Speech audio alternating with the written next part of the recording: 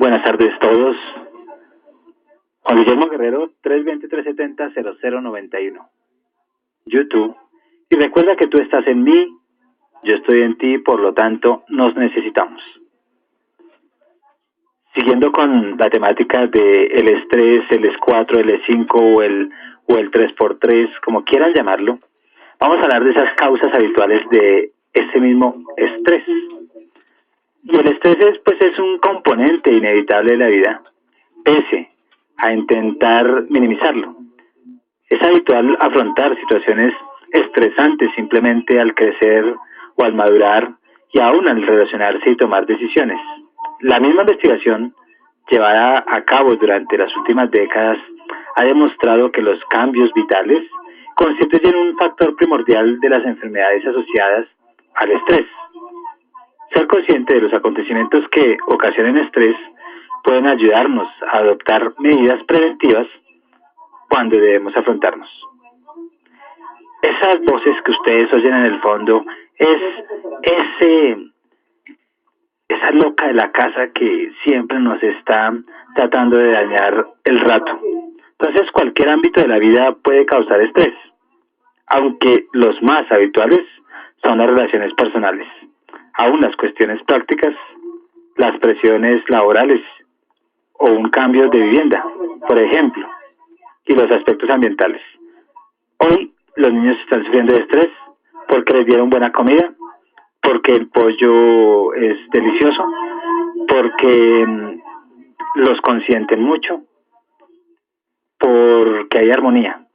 Entonces, los parámetros han cambiado y todo es estrés, todo es que pereza, todo es aburridor. Hay un existencialismo interno en cada uno de los muchachos y las niñas de las nuevas generaciones, que no hablo de todos, pero la mayoría, que definitivamente ellos crean mentalmente su propio estrés. Entonces, las relaciones personales, entablar y mantener relaciones proporcionan algunas de las experiencias más gratificantes de la vida. Pero tanto las relaciones personales como ciertas cuestiones intrínsecas a las mismas, pueden también resultar estresantes. Entre las experiencias asociadas a las relaciones personales potencialmente más interesantes de encuentro, o más bien se encuentran el matrimonio, el crecimiento de un hijo, la separación, el divorcio y todas las causas que yo les daba antes a una pérdida de un ser querido. Entonces, en el matrimonio, cualquier aspecto del matrimonio puede ocasionar estrés. La decisión de casarse es una, la ceremonia es otra y el esfuerzo por sacar adelante una relación que supuestamente debe durar toda la vida. Pero en sí no es que sea estresante, lo que pasa es que ya nosotros no entendemos qué es una familia, no entendemos qué es criar a un hijo, no entendemos el esfuerzo que uno requiere para estar en compañía con otra persona, viviendo de por vida.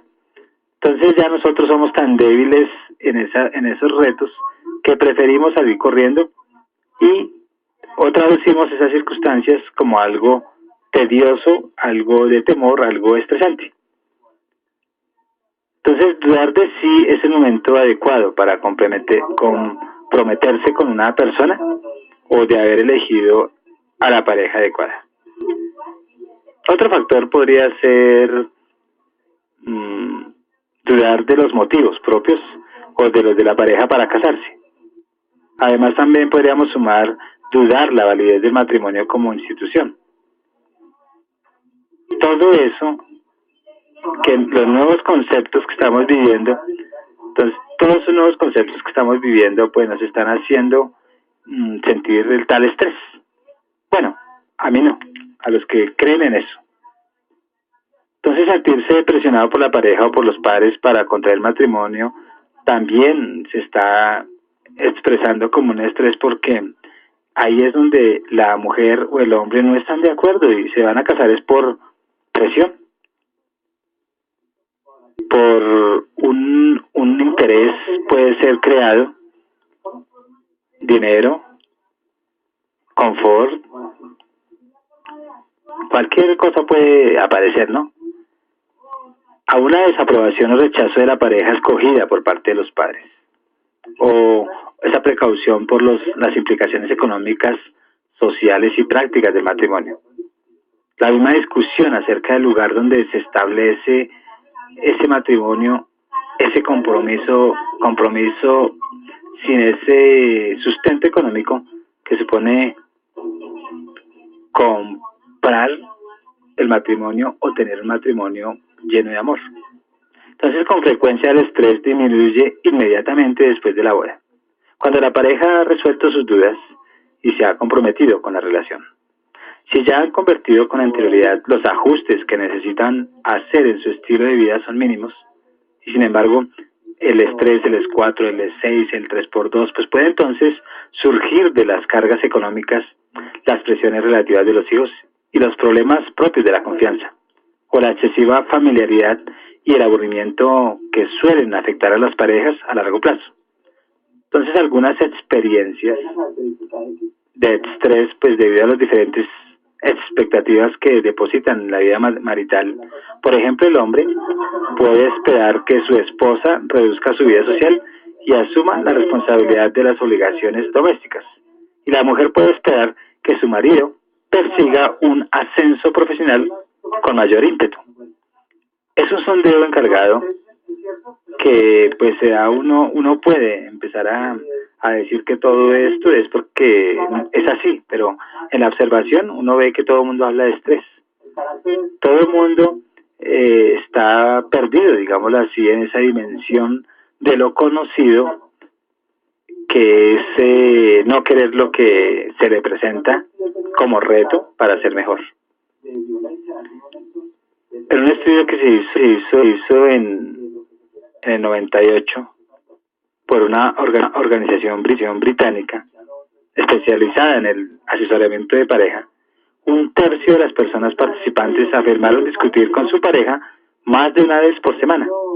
Quienes discutían en mayor medida pertenecían al grupo de edades comprendidas entre los 18 y los 34 años, con hijos menores de 4 años. Y las causas más habituales de discusión anunciaban las siguientes. Primero, que los hábitos personales, más de la mitad de las personas, vamos a hacer un resumen. Primero, los hábitos personales. Segundo, los amigos. Tercero, el dinero. Cuarto, los hijos. Entonces, en cuanto a los hábitos personales, más de la mitad de las personas se quejaron del desafío y el desorden de su pareja. En cuanto a los amigos, pues una conducta inaceptable con los amigos por parte del compañero ocasional. El 40% eran solo discusiones. Respecto al dinero, pues las parejas discutían por las prioridades económicas, especialmente si sus ingresos eran reducidos. Y los hijos, pues con frecuencia se citaban como conflictivas las mismas, digámoslo así, cuestiones de las cuestiones relativas a la responsabilidad y la disciplina.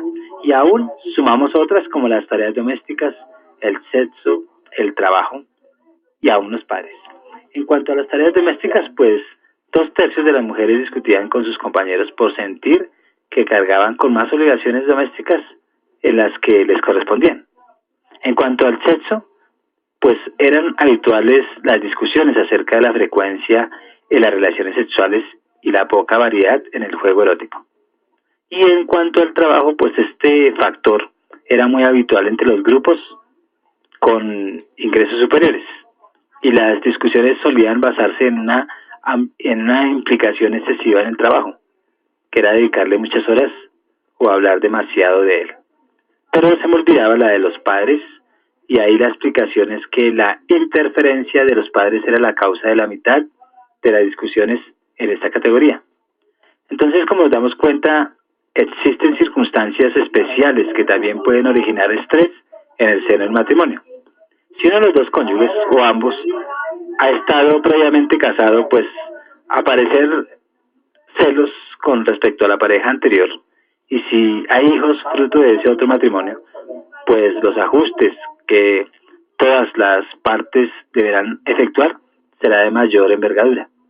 Es lo que los terapeutas de pareja llaman familias reconstituidas, que son cada vez más frecuentes en nuestra sociedad.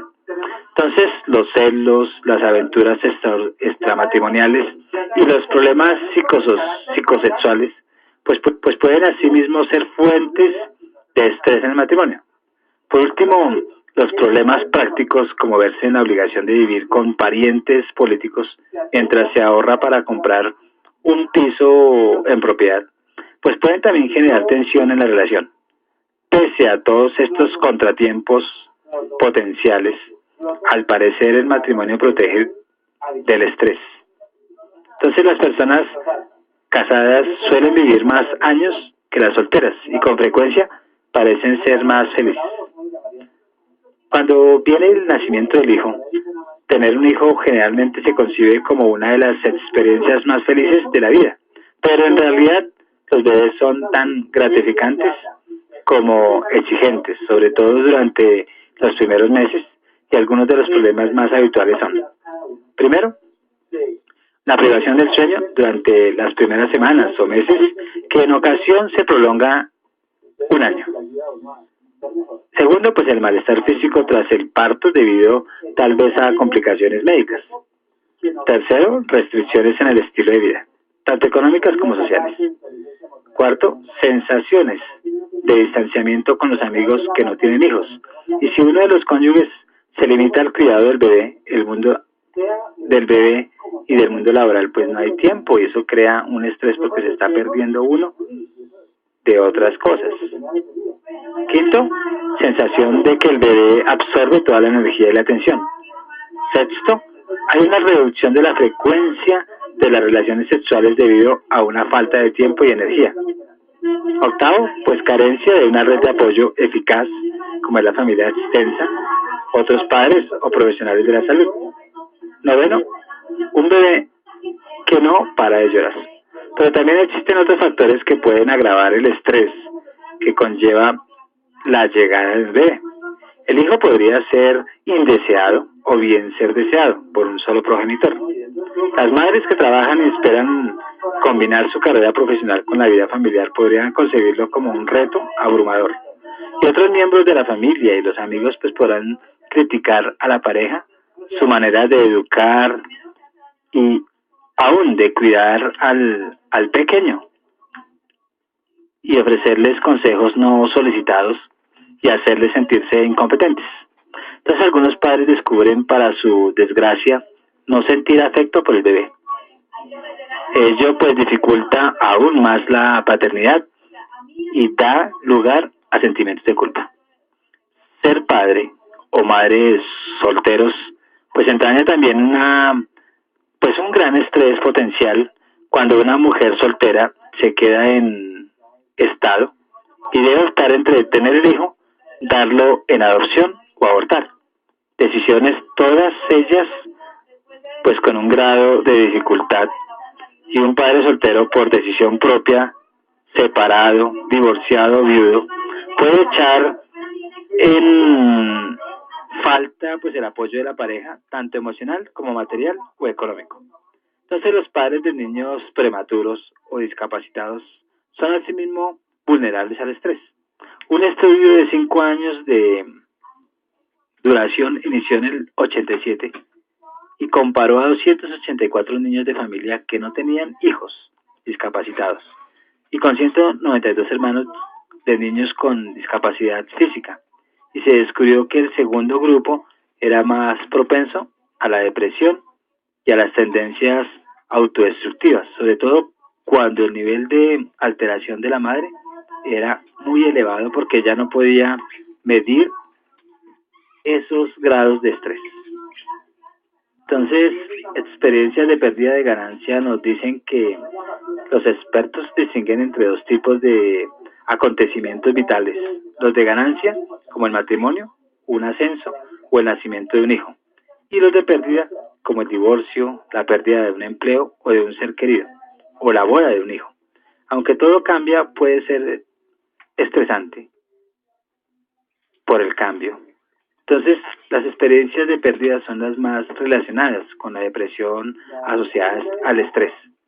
Y en un estudio efectuado en el 79, en el que se comparó a un grupo de pacientes muy deprimidos con un grupo de control, Las personas que habían vivido un acontecimiento de pérdida en los 6 meses anteriores sumaban el 36% del primer grupo y del 6% del segundo grupo. Sigan escuchando la loca de la casa. El estrés y la infertilidad. Se estima que el 10% de las parejas tienen muchas dificultades para concebir y tener un hijo por medios naturales o son estériles por completo. Esto puede ocasionar en la pareja un inmenso e intenso estrés o ansiedad o sentimiento de culpa y problemas de comunicación. Su vida sexual puede resultar asimismo estresante, dejando de ser pues una expresión de amor o de deseo para transformarse en un acto premeditado y con un claro objetivo. Aunque los tratamientos de la infertilidad han avanzado muchísimo durante las últimas décadas, someterse a ellos pues también ocasiona estrés y el tratamiento se administra durante meses en etapas que se corresponden eh, con ciclos menstruales de la mujer. Entonces es costoso y no siempre proporciona resultados inmediatos, por lo que la mujer puede experimentar fases de estrés, pero de ese llamado anticipado, seguidas de una sensación de decepción. Entonces, otra cuestión asociada al estrés es el declive de la fertilidad en las mujeres a medida que envejecen. Muchas posponen la decisión de tener hijos hasta los 30 o los 40 años, cuando su fertilidad y las posibilidades de embarazo pues empiezan a disminuir. O sea, ya es como tarde, digámoslo así. Entonces la separación y el divorcio, pues una parte significativa de los matrimonios acaban en divorcio. En Estados Unidos, pues la proporción es de casi un 50% y la cifra varía de un país a otro, pero en casi todas las tasas de divorcio ha aumentado progresivamente durante los últimos 50 años. Las personas que proponen la separación y el divorcio en la mayoría de los casos experimentan un intenso estrés antes de tomar la decisión. Dudar entre proseguir con la relación o dejar, pues consume una gran cantidad de energía emocional. Entonces, por otra parte, renunciar a la custodia de los hijos, pues puede ser especialmente estresante. Algunos expertos en relación personal, pues creen que existen 6 aspectos asociados al divorcio que requieren ajustes prácticos y emocionales drásticos. Está el aspecto de divorcio legal, el del divorcio emocional, divorcio económico, divorcio coparental, el divorcio social, el divorcio psíquico. Hablemos de cada uno de ellos. Entonces, el divorcio legal es cuando el tribunal disuelve el matrimonio. El divorcio emocional, cuando los acontecimientos y las emociones que ocasionaron la ruptura persisten durante el proceso de divorcio. El divorcio económico, que implica el reparto de los bienes y las cuestiones económicas que afectan a ambos miembros. El divorcio coparental, que implica la negociación de la custodia y los derechos de visitas a los hijos. El divorcio social, pues, que engloba los cambios en las relaciones con los amigos, la familia y la comunidad durante y después del divorcio. El divorcio psíquico, que engloba el proceso de separación del cónyuge, aprender a vivir sin él o sin ella y adaptarse a una vida que no está determinada por su presencia. Entonces el divorcio no es solo una gran pérdida emocional, es un largo proceso de reparto de bienes y negociación, en especial difícil y de recorrer, pues cuando las recriminaciones mutuas, el dolor y la situación de conflictos prevalecen en la relación. Por ello, algunas parejas acuden a los servicios de médicos familiares. Y esos médicos pues empiezan a regular y empiezan a mediar donde un profesional puede ayudar a tratar los temas relacionados con la separación, a resolver problemas y a llegar a acuerdos mediante una comunicación respetuosa y constructiva entre las partes. Ello facilita el divorcio y lo hace más económico, pues al evitar largos litigios en los tribunales, pero sin duda en pues es en particular beneficioso para los hijos. El mediador familiar ayuda a los padres a tomar las decisiones que afectan al fruto de sus hijos, evitando involucrarlos en su propia batalla. Cuando viene la muerte de un ser querido, en la creencia de que todo el mundo muere y que nunca más lo volvemos a ver, porque el hombre espiritual pues acepta más fácil esto. Pero hablemos de la muerte del ser querido tradicional, que se murió y se fue y ya no hay nada más. Entonces, superar la muerte de un ser querido es una de las experiencias más duras y pues estresantes, porque debemos afrontar durante el transcurso de su vida la ausencia. Y su impacto es todavía mayor si la muerte acontece de un modo prematuro o imprevisto. Entonces, la pérdida de un hijo pequeño o en accidente de carro es mucho más difícil de asumir que la defunción de un pariente anciano tras una enfermedad prolongada. Entonces, los primeros días del duelo se caracterizan por una intensa aflicción, un profundo pesar y la resistencia a aceptar la muerte del ser querido, sobre todo si ha sido repentina. Pues a la aceptación prosigue un desolador sentimiento de pérdida y de desesperación, en ocasiones acompañado de la sensación de rabia, de haber sido traicionado o abandonado por la persona fallecida, y un sentimiento de culpabilidad, pues por no haber mostrado lo bastante cariñoso, lo bastante comprensivo, compasivo y atentos con ella. Ya viene como el sentimiento de culpa. Y las personas que no expresan estos sentimientos en el momento de la pérdida, pues podrían experimentar la aflicción más adelante. Quienes se sienten culpables y se hacen reproches son más vulnerables a las enfermedades depresivas. Y cuando la aflicción sigue su curso normal, el individuo afectado pues empieza a aceptar gradualmente los cambios en su vida, aunque podría atravesar una etapa de pérdida de interés y de alejamiento de las relaciones habituales. Entonces las personas de edad avanzada en ocasiones no llegan a recuperarlos. Los jóvenes pues rehacen su identidad y su vida con mayor facilidad. Si la persona que sufre la pérdida carece de apoyo emocional de los amigos y familia, o de oportunidades para expresar su aflicción, o de un sistema de creencias religiosas, o aún filosóficas, o de una espiritualidad que le ayude a otorgar un significado sobre la muerte, el estrés intrínseco al duelo puede intensificarse. Otra fuente de estrés son algunas cuestiones prácticas como pueden ser las preocupaciones financieras y legales y la actitud que acompaña el reparto de los bienes del difunto. Las cuestiones prácticas, pues las preocupaciones diarias relativas al mantenimiento de un hogar, al trabajo y al pago de las facturas son tan estresantes como los problemas personales y familiares. Del mismo modo, el estrés que todo ello origina puede chispar las relaciones personales. Los problemas domésticos, el hogar debería ser un refugio del mundo exterior, un lugar en el que se anhele regresar después de afrontar los factores estresantes cotidianos.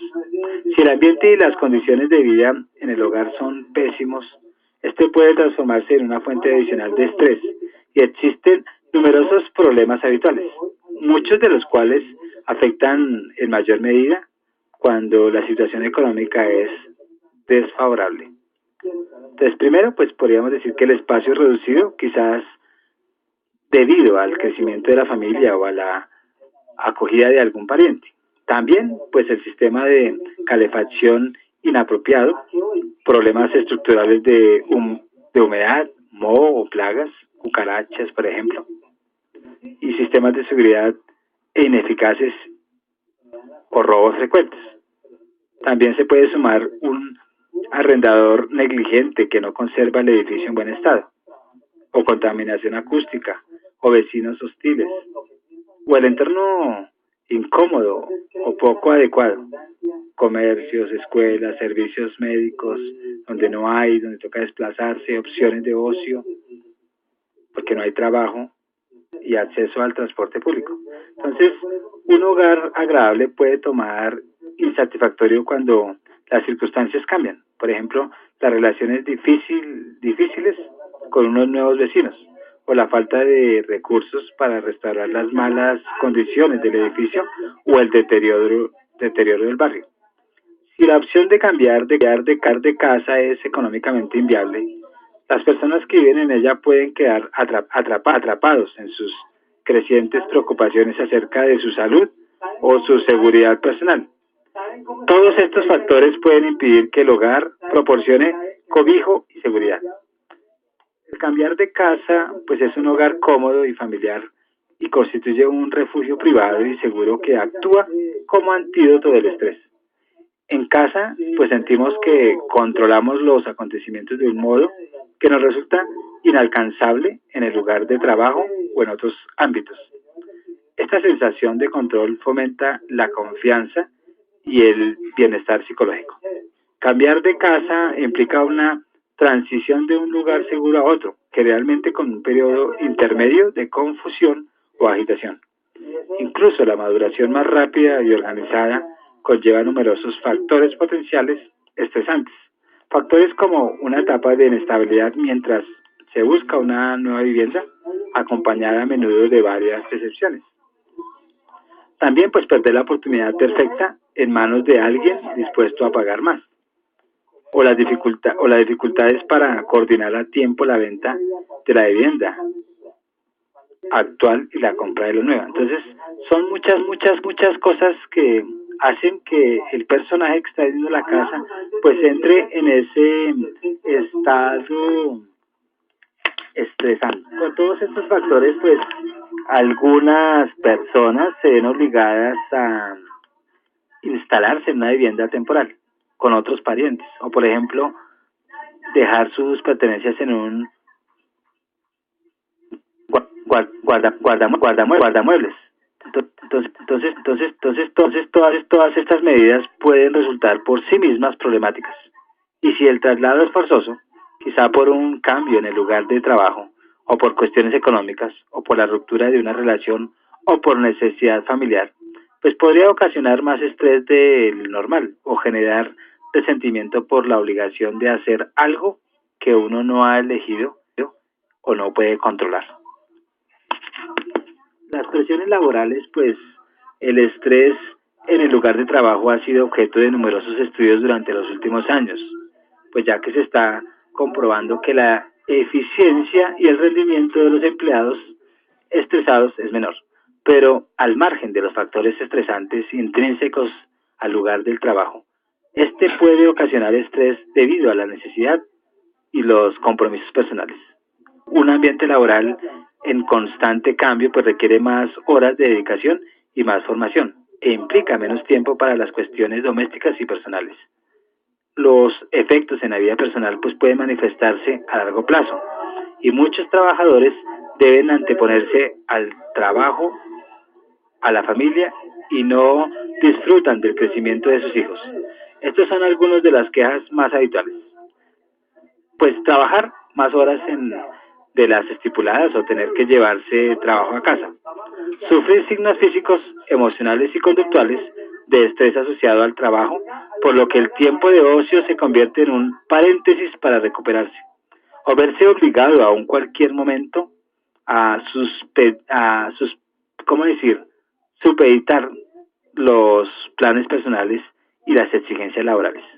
O pasar poco tiempo en casa por trabajar demasiadas horas y tener que viajar con frecuencia por imposición laboral. También traslado del lugar de trabajo.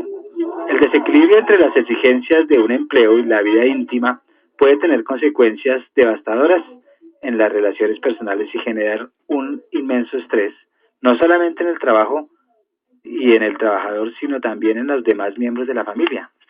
El desempleo, pues las rápidas transformaciones que el mercado laboral ha experimentado durante las últimas décadas han reducido la seguridad laboral, mientras que antes era posible y habitual trabajar para una misma empresa toda la vida, pues actualmente es necesario cambiar de empleo en repetidas ocasiones, y no siempre por decisión personal, sino perder el empleo resulta estresante en más de un aspecto y afecta a diferentes niveles.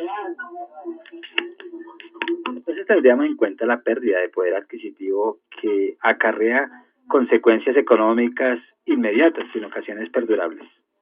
Como segundo, podríamos decir la pérdida de las ventajas que aporta el trabajo, como la cotización y el derecho a la seguridad social. También podríamos hablar de la pérdida de autoimagen.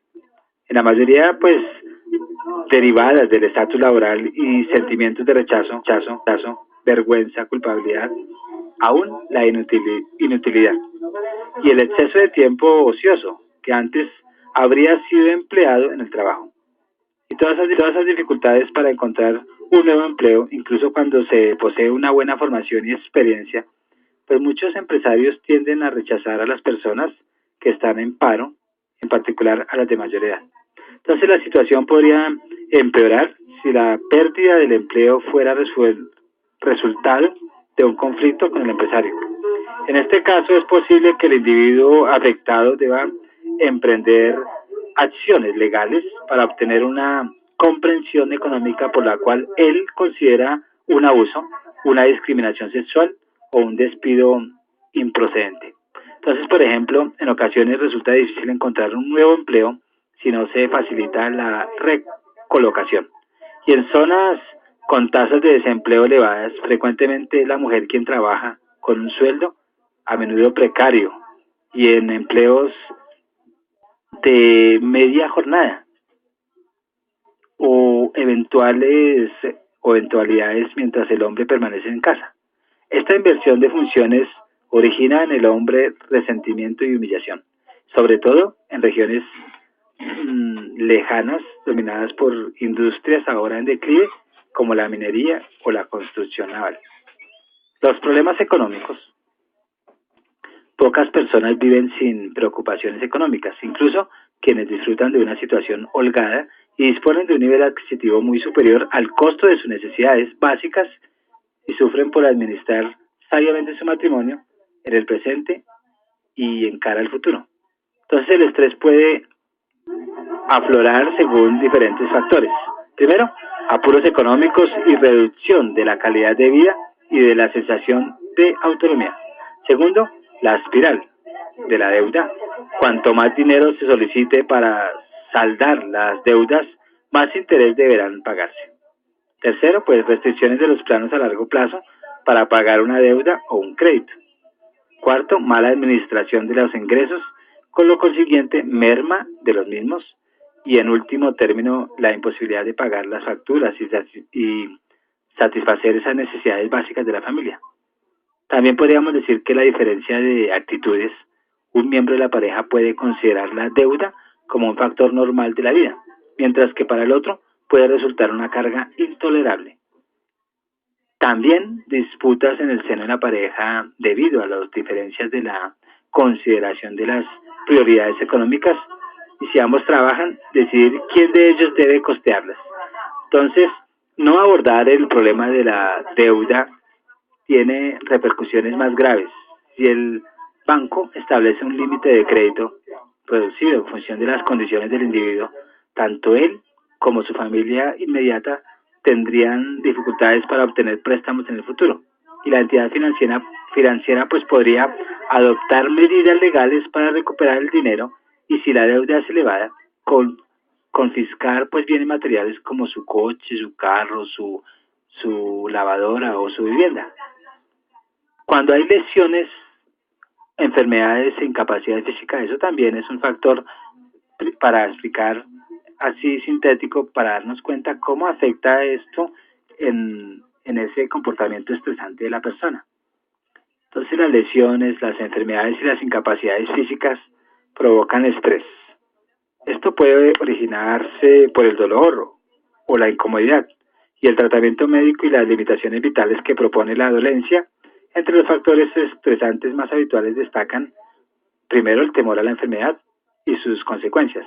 Segundo, el temor a los procedimientos médicos y los efectos secundarios de los fármacos. Tercero, pues la pérdida de control y autoestima.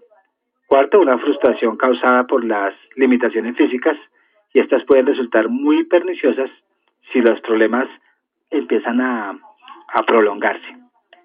También pues la posibilidad de perder el empleo y dificultades para encontrar uno nuevo. También la preocupación por las cuestiones económicas si no es posible trabajar.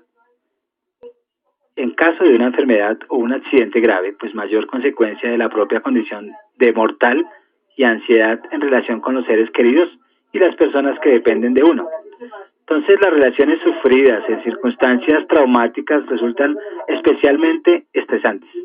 En ocasiones, las personas que sobreviven a un accidente de tráfico son incapaces de conducir e incluso de viajar en coche durante un largo tiempo o un periodo. En esta maratón de conferencias que se están dando en salones contiguos, pues se está escuchando todo, pero no importa, porque de todas maneras, eh, esto como se está grabando, pues yo sé que por el micrófono, pues va a quedar bien entendida. Todos esos locos que se escuchan al fondo, pues para muchos pueden crear un estrés, pero yo, como sé el fin de esta maratón, entonces no me afecta para nada. Así se oiga el salón de al lado y ustedes tranquilos. Todos los que están ahí al frente y están escuchando posiblemente los otros salones, ustedes no se preocupen, concéntrense en lo que yo estoy diciendo y verán que van a estar aquí en el ahora y no van a estar allá y en el ahora. Entonces, continuemos. En ocasiones, pues, las personas que sobreviven a un accidente de tráfico son incapaces de conducir e incluso de viajar en coche durante un largo periodo de tiempo. Si las heridas son fruto de una experiencia aterradora, como un asalto o una violación, pues actúan como recordatorio de ese acontecimiento durante meses o en ocasiones años. Entonces el perjuicio más bien emocional es tan real como el físico, pero por lo general solo se considera o se tratan las secuelas físicas. Entonces la adaptación a una incapacidad permanente es en extremo difícil. El individuo afectado pues tiende a sentirse frustrado por ser incapaz de cuidarse solo, furioso también o resentido por su fatídico eh, más bien por sus temores hacia ese futuro o quizás ansioso por su nuevo aspecto y los posibles cambios en las actitudes de los demás hacia él. ¿Qué decir de ese estrés y la sociedad? Entonces, al margen del estrés inherente a las relaciones íntimas de manera habitual, pues es preciso afrontar problemas derivados de otros factores, donde las personas ajenas a la familia inmediata y los amigos, los grupos sociales de cualquier naturaleza y aún el entorno. Entonces aquí podríamos explicar sobre la comunidad y el entorno. De la comunidad, pues podríamos decir que el estrés puede surgir de la conducta de los miembros de la comunidad. Y estos son algunos ejemplos. Por ejemplo, cuando los vecinos hostiles, pues, al ser estridentes y poco pulcros, o bien excesivamente críticos con el ruido ajeno, por su no entendimiento y por su no comprensión, pues, eso para ellos es un problema estresante.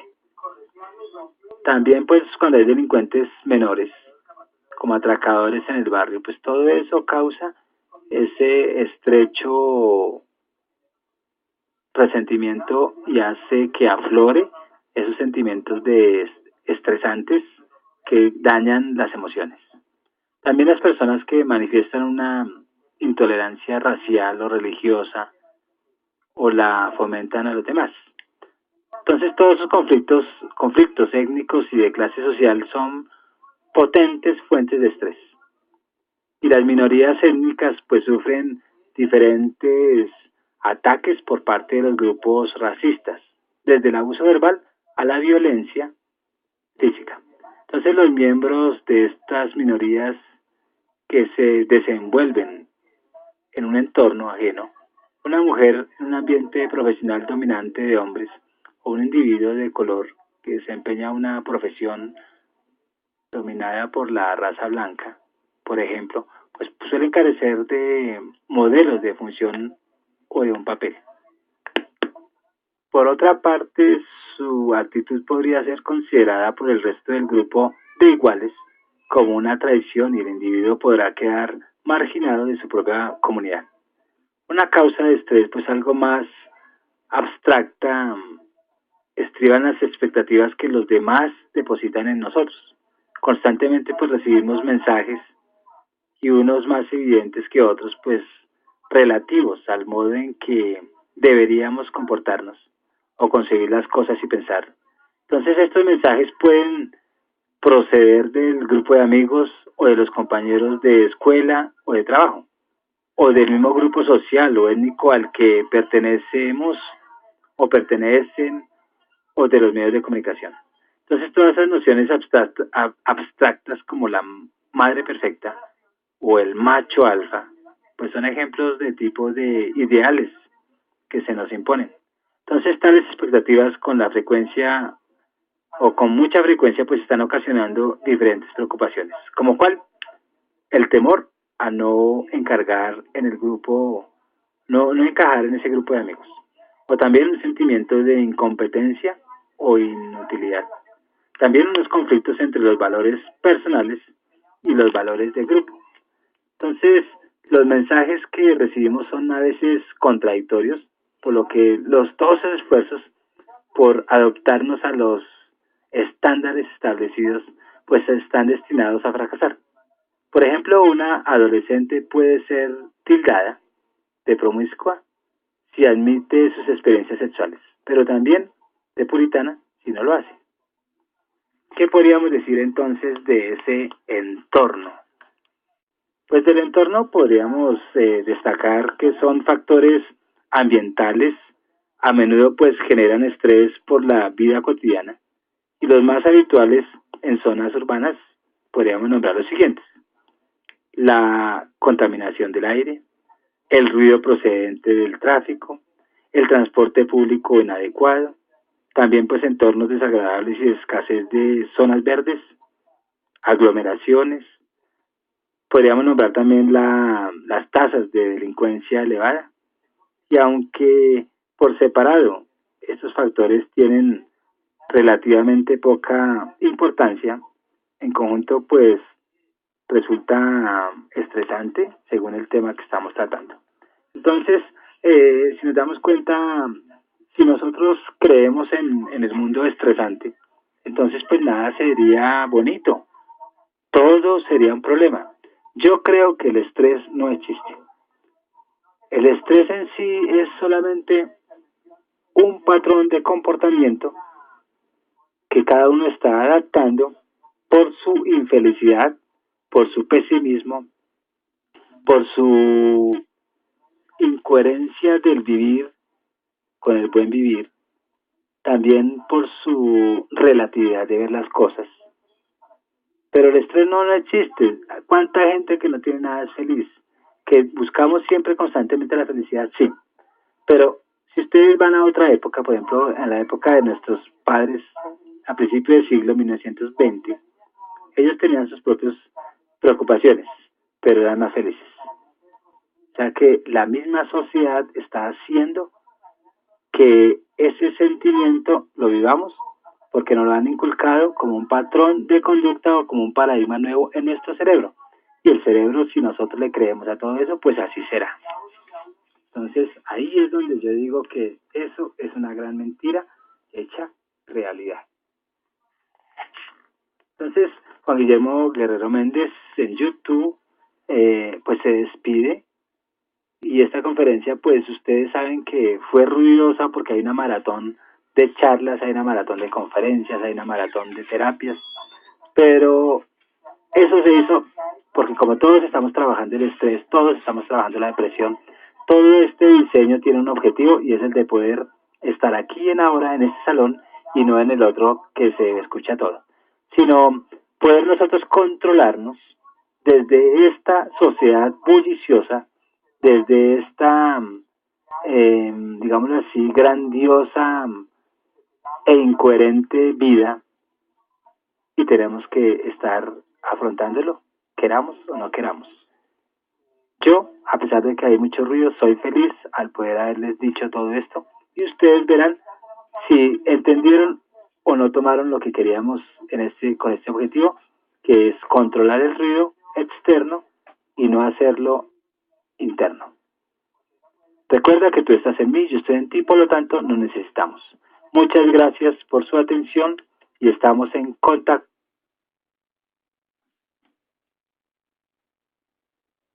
En contacto.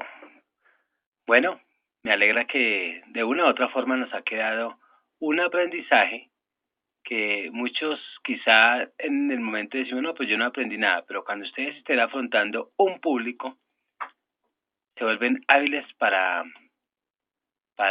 hablar, porque ya el estrés les permite ser muchos mejores.